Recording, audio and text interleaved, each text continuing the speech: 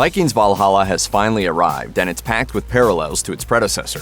What's up with Jarl's rune? Why is that chain so familiar? Answers straight ahead.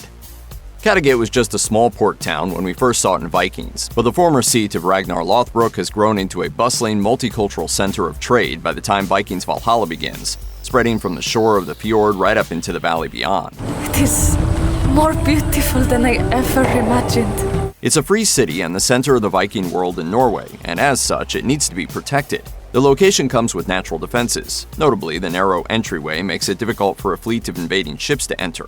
It's better to be safe than sorry, however, which is why there's a new addition to the port that was apparently inspired by Ragnar's greatest defeat. Ragnar's raid at Paris was one of the standout moments on Vikings. He fakes his death and enters the city in a coffin, having undergone a sham conversion prior to his staged passing. But when he returns to the Frankish capital a second time, he is outsmarted by a thick chain that the Franks had installed across the river Seine, hidden below the surface. When the Viking fleet gets close, the Franks pull the chain up and cause a mass pileup, sinking many ships and repelling the invading force. Perhaps inspired by that very moment, Kattegat now uses a similar device in its harbor, making doubly sure that unwelcome ships cannot dock.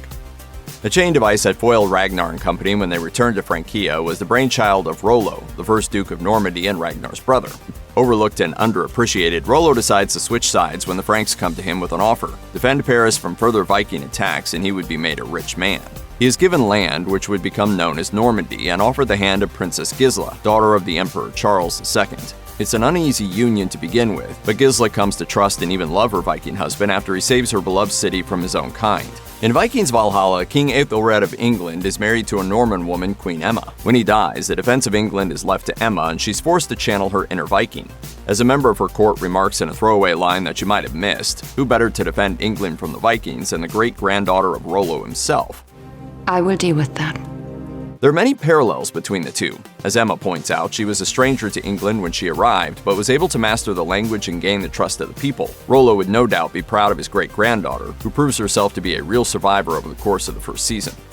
Prince Harald Sigurdsson reveals early on in Vikings Valhalla that he is the great-grandson of a man known as Harald Finehair. That name will probably mean nothing to you if you've joined the party with Vikings Valhalla, but those who watched Vikings will know that Harald Finehair was a Viking king who defied the odds to become king of all Norway. He believed that it was his destiny to rule over his homeland, and it put him at odds with Ragnar and his sons at times. In Prince Harald's case, his ambitions pit him against his half-brother King Olaf. Olaf Haraldsson has promised Prince Harald that the throne of Norway will go to him upon his death, but what he doesn't tell him is that he's had a son in secret. According to King Canute of Denmark, Olaf plans to have his son take over after he's gone, cutting Harald out of the picture. If Harald joins forces with Canute on his quest to create a great northern empire, he will guarantee him the Norwegian crown. Will Harald eventually achieve his dream just like his great-grandfather did? That will no doubt be addressed in the coming seasons of Vikings Valhalla, but those of you who are up on your Viking history will know that Harald Sigurdsson became known as Harald Hardrada, meaning Harald Hard Ruler. There are big things to come for Leo Suter's character.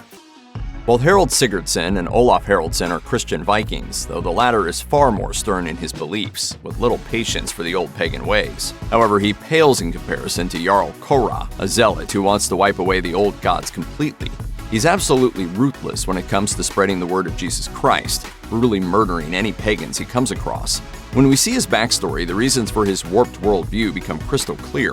Kåre was brought up pagan, and as a child, he witnessed his brother die as a human sacrifice to the gods. Kåre wears gloves most of the time, and when he returns to Uppsala, we realize that he's been covering up his past, quite literally. He gains entry to the temple by showing the guard a Y-shaped symbol tattooed on the palm of his hand. The symbol is known as Algis, the ancient Norse rune of protection. It's been seen many times in the Vikings universe. It was one of the rune stones that Ubba and Torvi left for the native North Americans as gifts upon arriving in the so-called Golden Land. When Jarl Kåre returns to Uppsala posing as a pagan, he heads straight to the altar where his brother had his throat cut to appease the gods and proceeds to carve his Algis tattoo out of his palm. It's a brutal scene, but it's nothing compared to what he has planned for the priests of the holy pagan site. After talking to the seer once more, the Jarl and his berserkers go on a rampage, slaughtering everyone at Uppsala and burning the prized temple to the ground. Kåre and his men leave a few kids alive, but not out of mercy. They want them to tell the pagans of Kattegat that they're next. That's not quite enough to prove his point, so Kåre takes a page out of Ragnar's playbook to really scare his enemies. He beheads the priests and attaches their severed heads to a boat, which he sends floating toward Kattegat. Ragnar uses this very tactic while trying to terrify the Mercians over in England, and it works very well. Still, Kåre knows the people of Kattegat are a tough breed, so for good measure he crucifies the head priest, nailing her to the mast of the ship. When we return to Kattegat in Vikings Valhalla, it's being ruled by Jarl Kåre, a pagan Viking of African descent. She reveals to Freydis Eriksdottir that she had dreams in which the water next to Kattegat recedes into the ocean, revealing a bounty of fish. The people believe it to be a blessing from the gods, but when the water returns, it causes widespread death and destruction. Of course, it's the tsunami that Håkon has dreamed of, and one that was foreshadowed long ago in Season 4 of Vikings. The opening credits sequence of Vikings has always used the song If I Had a Heart by the Swedish singer-songwriter Fever Ray, though the imagery was tweaked and updated from season to season. In Season 4's opening credits, a brief shot shows the tsunami wiping out Kattegat, but it doesn't come from the sea, it comes from the direction of the valley. How can a tsunami come from inland? As Vikings Valhalla Season 1 nears its end, Kåre and Olaf launch their assault on Kattegat. They trick Håkon and her allies into thinking they will use the high tide provided by the wolf moon to attack from the sea, when in fact they plan to come from the other side, throwing a wave of Christian warriors at the city. While planning his attack, Olaf remarks, "The walls of Kattegat have not been breached in over 100 years." It's a throwaway comment about a bygone era to many of his men, but those who watched Vikings will know exactly what he's talking about. The Kattegat Civil War was one of the major events in the first series, fought between the sons of Ragnar. Lagertha decides to pounce when they are away from Kattegat, overthrowing Queen Aslog. Being Lagertha's son, Bjorn takes her side, while Aslog's sons want revenge. Forces led by Ivar the Boneless assault Kattegat but are defeated. After calling in a favor from his uncle Rollo, now a powerful man in Francia, Ivar's forces return, and with the help of 1,000 Frankish soldiers, the invading army forces Lagertha to flee. Ivar takes power, but he seals his own downfall by proclaiming himself a god and turning those closest to him against him. The walls of Kattegat are only fully breached by Bjorn and company because Ivar's wife Freydis secretly opens a gate and lets them in. A century later, Olaf manages to do it by force, but he has to flee within minutes of his great victory. Having secured his son's fleet, Canute's father Sweyn Forkbeard arrives to deal with the men he deems traitors. What is left of Olaf's army flees at the sight of his banners, and he's not far behind them. When King Canute of Denmark decides to stay in England and rule the country, it surprises Vikings and Saxons alike.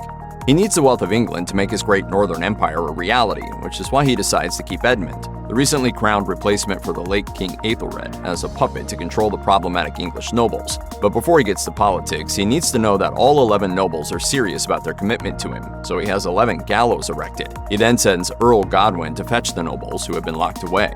The defiant noble from Northumberland can be seen fiddling with his fancy rings as he insults Godwin, which is a big mistake. Godwin invites him to go up and see the new king first. When the other nobles follow, one of the gallows is used to kill their counterpart from Northumberland. Canute proceeds to give the remaining nobles a choice, and as he addresses them, he can be seen holding something shiny in his hands. It's clearly one of the rings that the noble from Northumberland wore so proudly. He may be the new king of England, but he's still a Viking at heart. Leif Erikson is one of the most famous Vikings of all time, credited with establishing a settlement in North America some 500 years before Christopher Columbus arrived in the New World.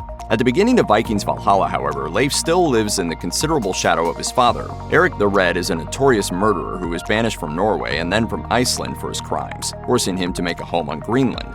When Leif arrives at Kattegat with his sister, Freydis Eriksdottir, and a crew of Greenlanders, he's recognized as the son of a dishonorable man. He's even attacked for it, but he proves that he's not a killer by sparing the men who tried to take his life. You heathen bastard! You're just like your father. You're wrong. If I was like my father, you would all be dead. Leif later reveals that the same darkness that drove his father lives in him too, and that he only feels calm and content when he's with fellow Greenlander Liv. The pair form a romantic relationship as part of King Canute's army, becoming closer still after their comrades from the north fall in battle. When Liv is killed, the darkness that Leif spoke of comes to the surface. The Greenlander becomes his infamous father, and he kills so many men in his rage that he's literally red, his chest and torso covered in blood. When the Viking army arrives in England to avenge the slaughter of their people in the St. Brice's Day massacre, they have to figure out how best to attack London. They decide to follow the advice of King Olaf and attempt to approach London through the marshlands, thought impassable by many. Their approach is anticipated, however, and the scouting party is ambushed. Some of Leif's friends are killed, and he's presumed dead. As he appears to be slipping away, he opens his eyes to see a little local girl looking down on him. She places a cross in his hand. Leif survives, and he can't help but wonder if the cross had something to do with it. When Liv takes an arrow in the shoulder and her chances of pulling through seem slim, he secretly leaves the cross with her, and she also survives. There are several little moments that hint at Leif moving away from pagan beliefs and embracing Christianity, some more subtle than others. When Jarl Håkon sanctions a human sacrifice as they prepare to defend Kattegat, others watch in awe as the volunteer is killed, while the look on Leif's face suggests that he's uncomfortable at best. Ragnar flirted with Christianity during his lifetime, and it appears as though Leif will do the same. Check out one of our newest videos right here. Plus, even more Looper videos about your favorite television shows are coming soon. Subscribe to our YouTube channel and hit the bell so you don't miss a single one.